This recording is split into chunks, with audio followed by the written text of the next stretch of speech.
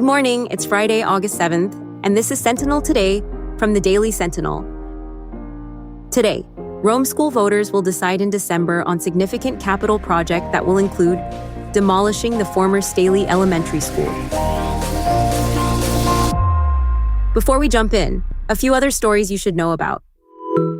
Assemblywoman Marianne Buttonshin presented Clifford Fuel Company with a proclamation on Wednesday, recognizing the family-owned business's 65 years of service to the community. Rome Health was one of 312 hospitals across the country to report zero MRSA bloodstream infections from July 2024 through June 2025. Construction is progressing on the Humane Society of Rome's new 20,000 square foot shelter, with fundraising continuing toward the project's $10 million goal. More on that later in the episode. For more on all of these stories, visit ursentinel.com. Next, let's dive into today's feature story. The Rome City School District is preparing to ask voters to weigh in on a major capital improvement plan this December. And while the final proposal hasn't been chosen yet, one thing is already certain: the former Staley Elementary School will be demolished.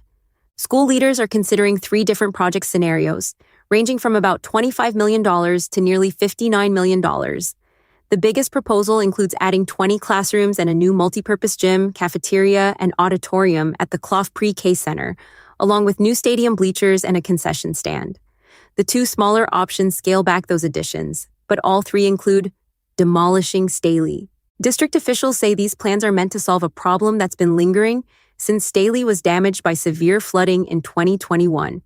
The long-term vision is to expand Clough into a dedicated campus for 5th and 6th graders, helping ease overcrowding throughout the district instead of relying on temporary solutions. Getting there hasn't been simple. The district had hoped to transfer state building aid from Staley to Clough and lease the former Rome Catholic School as a temporary home during construction. But the state denied the building aid transfer, and while some lease assistance was approved, district leaders say there's still a funding gap of nearly $4 million. For now, they're waiting to hear whether the state education department will provide additional support. Despite those setbacks, Superintendent Nerlande Anselm says the district's priorities haven't changed. The goals remain to create a permanent solution to space challenges, keep the project as close to tax neutral as possible, preserve funding flexibility for future needs, maintain a strong universal pre-kindergarten program, and meet FEMA's requirements tied to the Staley property. That FEMA connection is significant. The district has been approved for a grant worth just over $19 million, but it's a reimbursement program. That means the district has to pay eligible costs upfront, document the work, and then wait to be reimbursed. The grant also requires the Staley building to be demolished by October 2029, although FEMA funds cannot be used to pay for the demolition itself. Board members also raised concerns about the vacant building, pointing to repeated break-ins, fires, and the ongoing costs of maintaining the property. No final decision was made this week, but the school board is expected to select one of the 3 project scenarios at its next meeting. That choice will determine exactly what voters will see on the referendum when they head to the polls in December.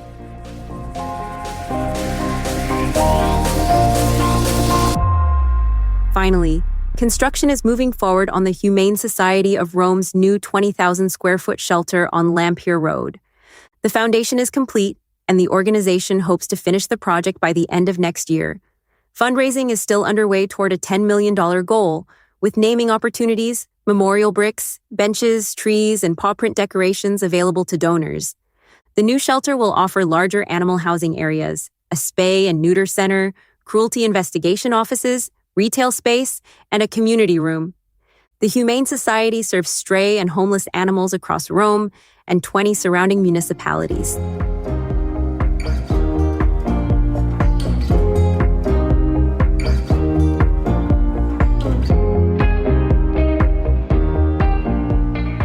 That's all for today. Thanks for listening.